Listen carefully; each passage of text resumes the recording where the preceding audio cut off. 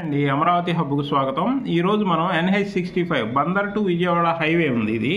ఈ హైవే గురించి డిస్కస్ చేసుకుందాం. హైవేలో వచ్చేసి బందర్లో వచ్చేసి మచిలీపట్నం ఫోర్ట్, ఇది మెయిన్ ఇంపార్టెంట్. ఫోర్ట్ బాగా డెవలప్ అవుతుంది. ఈ ఫోర్ట్ నుంచి ఎక్స్పోర్ట్ ఇంపోర్ట్ వస్తాయి.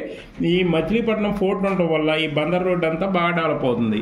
ఈ బందర్ రోడ్డు మొత్తం ఆల్రెడీ ఇక్కడ నుంచి బెన్ సర్కిల్ నుంచి ఇటు వస్తే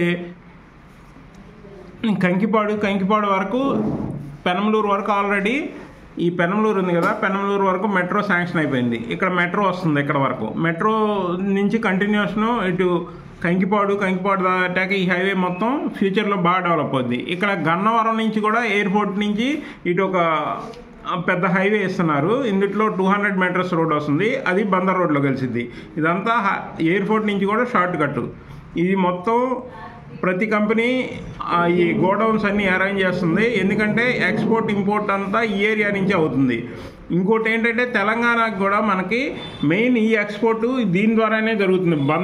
బందర్ ఫోర్ట్ నుంచే జరుగుతుంది. అందువల్ల ఈ తెలంగాణ కంపెనీలు కూడా ఈ ఏరియాలో గోడౌన్స్ అన్నీ కడుతున్నాయి. అందువల్ల ఫ్యూచర్లో ఇక్కడే కొన్ని కంపెనీలు మ్యానుఫ్యాక్చరింగ్ చేసి ఎక్స్పోర్ట్ చేయడానికి కూడా ప్లాన్లు చేస్తున్నాయి. అందువల్ల ఈ బందర్ రోడ్డు చాలా ఫ్యూచర్లో మంచి డెవలప్ అయింది. ఆల్రెడీ 4 లైన్లో ఉన్న దీన్ని 6 లైన్లు చేస్తున్నారు. మొత్తం 8 లైన్లు అయింది.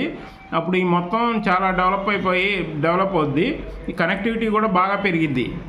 అందువల్ల ఇంకోటి ఏంటంటే టూరిజంగా కూడా డెవలప్ చేయాలని ఆలోచిస్తున్నారు. ఈ సీ పోర్ట్ ఉంది కదా, సముద్రం పక్కనే టూరిజం డెవలప్ చేయడానికి కూడా గవర్నమెంట్ ప్లాన్ చేస్తుంది. అందువల్ల బందర్ రోడ్డు వైపు కూడా మంచి గ్రోత్ ఉంటుంది. మీరు ఏమైనా ఇన్వెస్ట్ చేయదలుచుకుంటే బందర్ రోడ్డు వైపు కూడా మంచి ఫ్యూచర్ ఉంటుంది. రాజధానిలో ఇది ఒక పార్ట్. ఎందుకంటే రాజధానికి మెయిన్ గుండెకాయ లాంటిది విజయవాడ అనుకొని ఈ బందర్ రోడ్డు కానీ ఇవన్నీ మంచి డెవలప్ అవుతాయి. అందువల్ల మీరు ఇటువైపు కూడా ఇన్వెస్ట్ చేయొచ్చు.